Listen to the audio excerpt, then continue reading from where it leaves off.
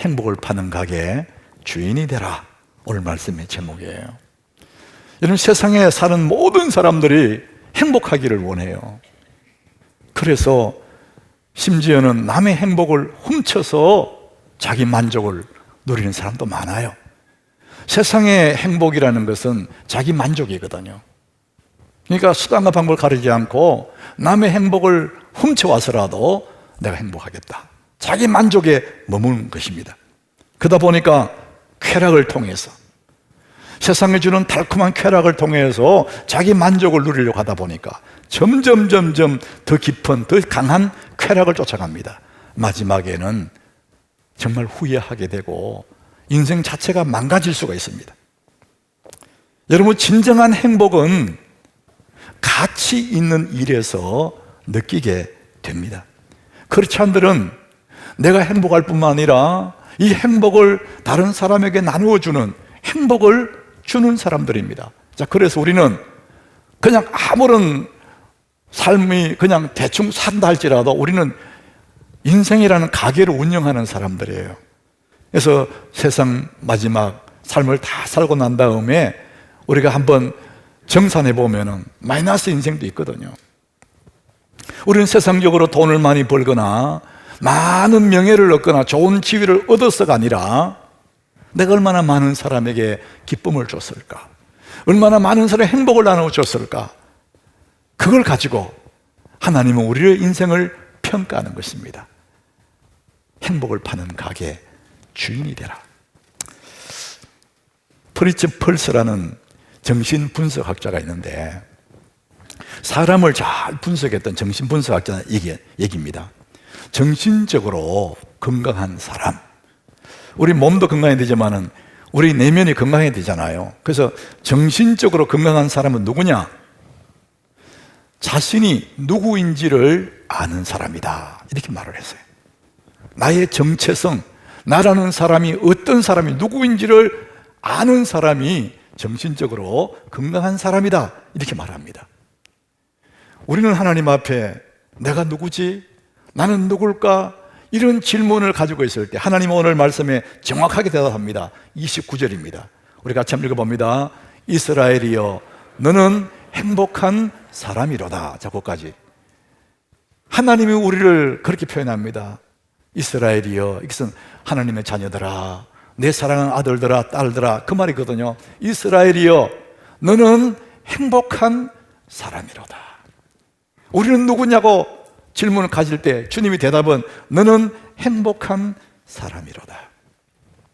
여러분들이 나는 행복한 사람 아닌 것 같은 이런 생각할지라도 성경은 그렇게 말하면 너는 행복한 사람이로다. 따라합시다. 나는 행복한 사람이다. 잘 안 느껴지는 사람이 있을 거예요. 그래서 성경은 설명합니다. 네가 행복한 사람인 이유 두 가지를 설명합니다. 첫 번째, 26절입니다. 우리 같이 한번 26절 같이 읽어봅니다. 예수르니여, 하나님 같은 이가 없도다. 그가 너를 도우시려고 하늘을 타고 궁창에서 위엄을 나타내시는 도다. 예술은, 이것은 정직한 자, 그런 뜻이에요. 하나님의 사랑을 받고 돌봄을 받는 자들을 하나님은 예술은 이렇게 애칭을 쓴 거예요. 우리는 다 하나님 눈에 사랑받는 자녀들이거든요. 내 사랑아, 그런 뜻이죠. 하나님 같은 이가 없도다. 왜 그러냐? 그 하나님이 너를 도우시려고, 우리를 도와주시려고 하늘을 타고 궁창에서 위엄을 나타내신다는 거죠. 우리가 행복한 자 첫 번째 이유가 뭐냐? 하나님은 우리를 돌보고 계신다는 겁니다. 전능자 하나님이 우리를 돌보고 있다. 세상에 이보다 더 행복한 사람이 어디 있겠느냐? 그런 얘기죠. 27절에도 같은 얘기를 합니다. 영원하신 하나님이 네 처소가 된다. 이 처소는 피난처입니다. 위급할 때, 당황할 때, 인생길에 어려울 때 우리가 피난처 되시는 하나님, 하나님께로 피해가면은 그곳에는 아무 재앙이 못 들어오는 거죠. 피난처가 되시고 그의 영원하신 팔이 내 아래 있도다. 주님의 영원한 그 큰 팔이 우리 아래 넘어짐 받으려고 있다는 거죠. 우리가 어릴 시절에 그 그림이 생각이 나요. 걸음마를 배워가 아이가 뒤뚱뒤뚱 걸을 때 엄마와 아빠는 그 아이에게 눈을 떼지 못합니다. 넘어지면 딱 안으려고 팔을 펴고 있고 딱 팔을 펴고 준비하고 있습니다. 하나님이 우리의 피난처가 되시고 영원하신 하나님 팔이 내 아래에 있도다. 그가 네 앞에서 네 대적을 쫓아내시고 멸하시기도 하신다는 거예요. 이런 전능하신 하나님이 우리를 돌보고 있기 때문에 우리는 행복자인 걸 이를 믿으시기를 바랍니다. 그래서 나는 행복자예요. 왜? 하나님 나를 돌보고 계시기 때문에. 우리가 하나님의 행복자인 또 하나의 이유가 있습니다. 29절, 이스라엘이여 너는 행복한 사람이로다. 여호와의 구원을 너같이 얻을 백성이 누구냐? 그는 너를 돕는 방패랍니다. 내 영광이 칼이라는 거예요. 너희의 대적이 네게 복종한대요. 여러분의 대적 건강의 문제, 여러분의 대적 삶의 문제, 이런 것도 너희의 대적이 네 앞에 복종한다. 그래서 결국 너는 어떻게 되냐? 네가 그들의 높은 것을 그것을 밟으리로다. 최후의 승리는 하나님의 자녀라는 겁니다. 하나님 우리에게 주시는 것은 승리를 보장해 놓았어요. 때로는 어렵고 힘들고 하지만은 우리 오늘 찬양대 찬양이 너무나 은혜롭고 내 가슴이 막 뛰더라고요.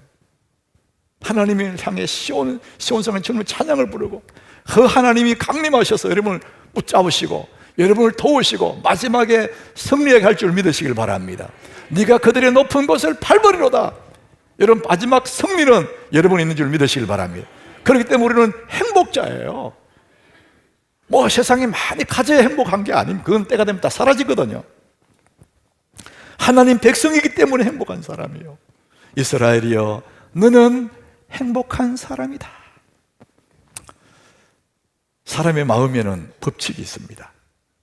이 사람이 하나님 그리 만드셨어요.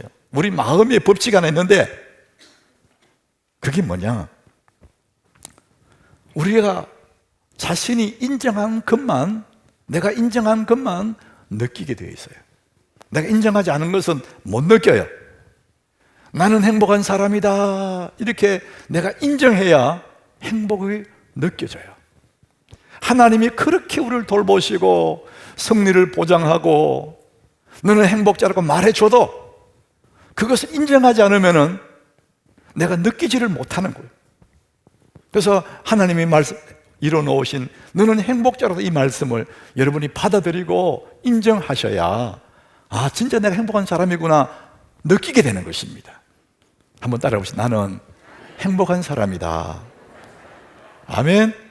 여러분 그렇게 믿으시고 인정해야 행복이 느껴지는 거예요. 아무리 하나님 준비해 나와도 내가 인정하지 않으면 내 속에 들어올 수가 없는 것입니다. 우리는 이미 행복한 사람이에요. 왜냐하면 하나님이 우리를 돌보시기 때문에, 그리고 하나님이 궁극적으로 나를 승리하게 하시기 때문에 나는 행복자예요. 이미 내게 행복이 주어져 있습니다.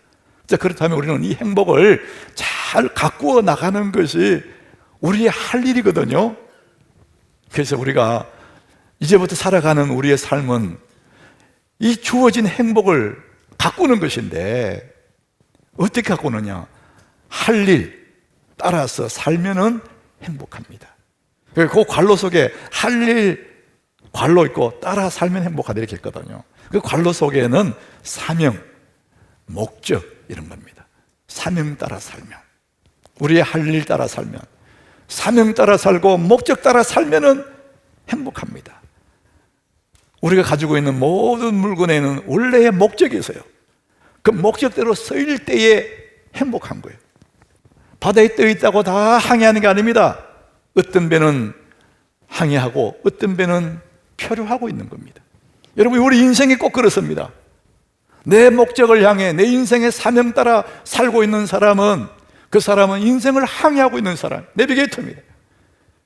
그런 세상에서 표류하고 방향도 없고 목적지도 없이 그냥 되는 대로 살고 있는 사람이라면 그 사람은 표류하는 인생이, 방황하는 인생입니다.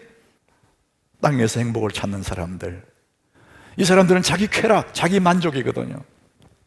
근데 쾌락을 쫓아 사는 거예요. 돈 주고 쾌락을 살라 그래요. 잠시 후에 사라집니다. 그래서 골로새서 3장 1절에 보니까 이렇게 말씀합니다.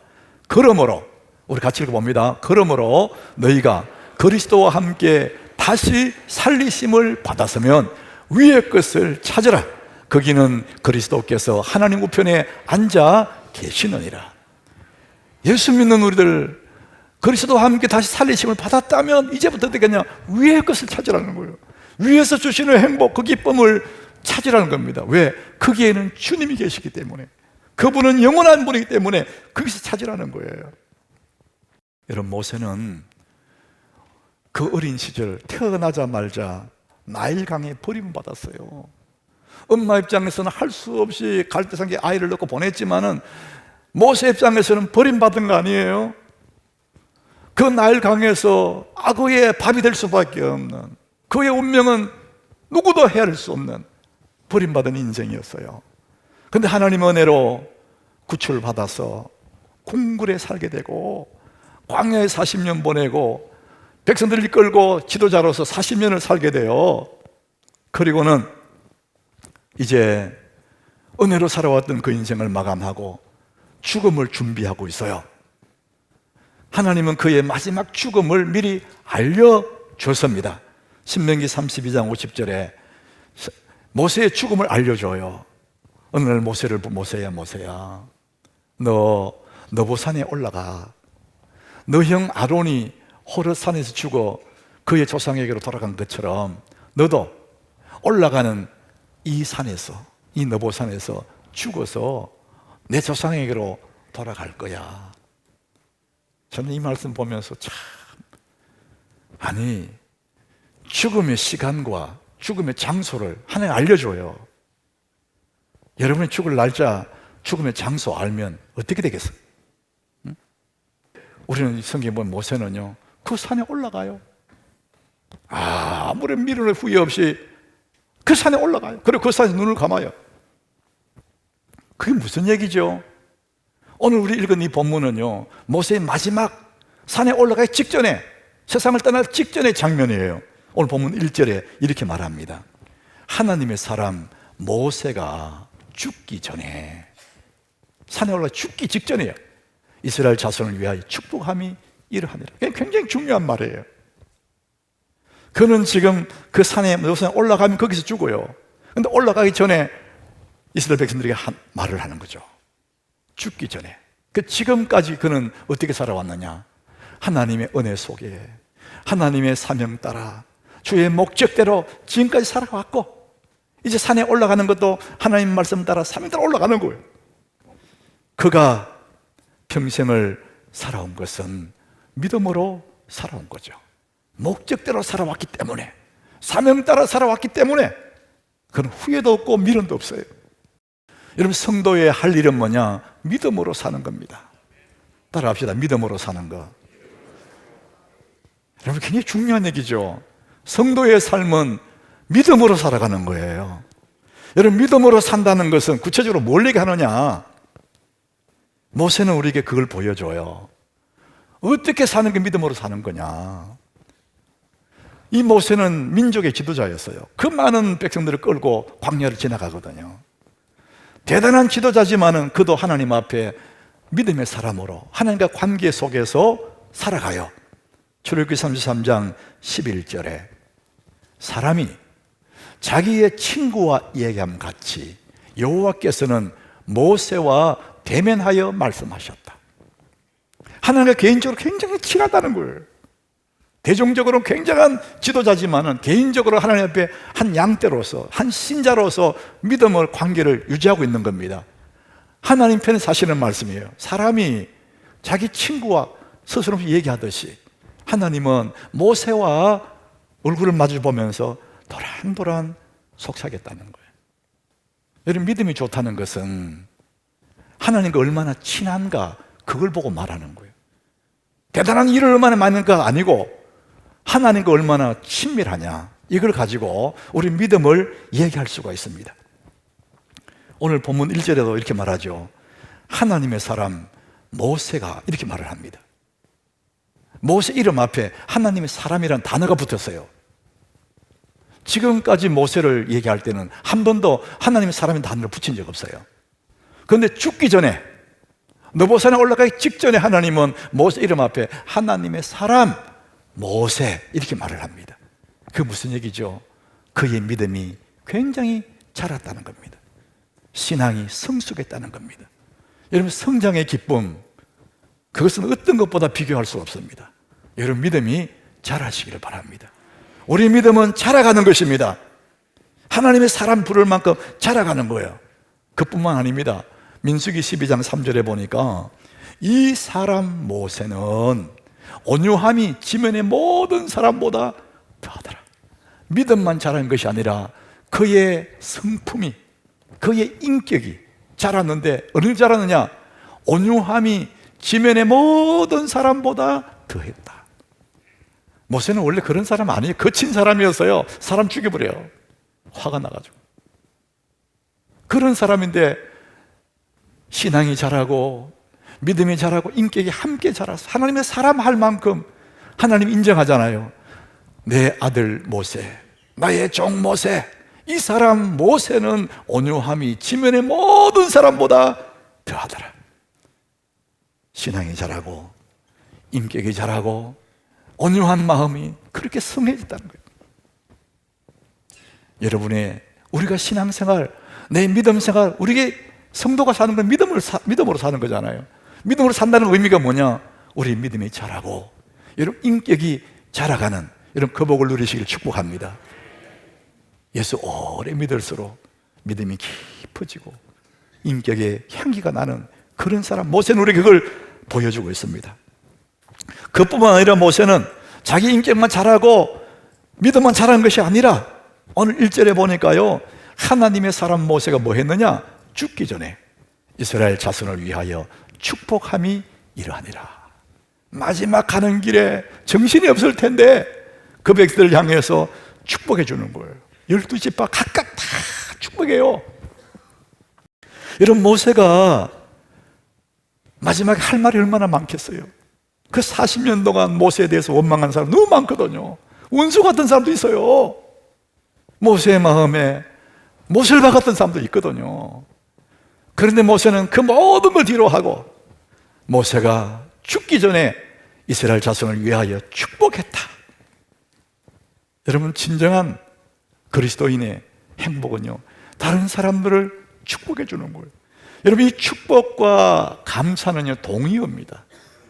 내가 저 사람을 축복한다, 저 사람에 대해서 감사하다, 이 동의어잖아요. 모세는 정말 믿음으로 살았다는 얘기가 뭐냐?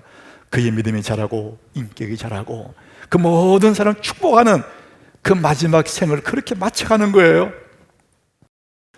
우리 아가씨들이 젊을 때에는 뭐 그냥 못나 버리고 살지만은 결혼을 해서 아이를 가지고 임신하면 내 태 속에 아이를 가지기 시작하면 그때부터 길 가다가 어린 꼬마들을 보면은 너무 이쁘게 보이는 거예요. 눈이 막 들어오는 거예요. 가게 가면 아이의 옷, 아이의 신발을 보면 너무 이쁘게 보이는 거예요. 아이를 가졌으니까 세상이 다르게 보이는 거예요. 여러분 마음에, 여러분 가슴에 감사, 축복 이것을 잉태하면 세상이 어떻게 보일까? 너무너무 아름답게 보일 거예요. 축복한다, 감사한다, 이게 진짜 행복으로 사는 사람들의 모습이거든요. 좋은 생각이라는 월간지가 있어요. 오래전에 좋은 생각 월간지에, 지금도 이제 매월 저한테 이제 한 권씩 오고, 제가 월간지 구독을 여러 권 해요. 거기에 한 소녀의 얘기가 있어요. 한 소녀가 산길을 가요. 근데 그 산길목에, 그 길섭에 가시 있는 굴 속에 거미줄이 이렇게 있는데 거기에 나비가 한 마리 걸려 있는 거예요. 이 소녀는 그 나비가 걸려서 막 바닥바닥 하는 걸 보고는 가시덤불을 헤치고 그 나비를 구해줬어요. 그러니까 손이 막 가시에 찔리고 헐키고 피도 나고 그랬었어요. 나비가 바둥바둥 하다가 이 소녀가 구해주니까 너무나 고맙잖아요. 날아가다가 다시 그 앞에 왔는데 천사가 됐어요.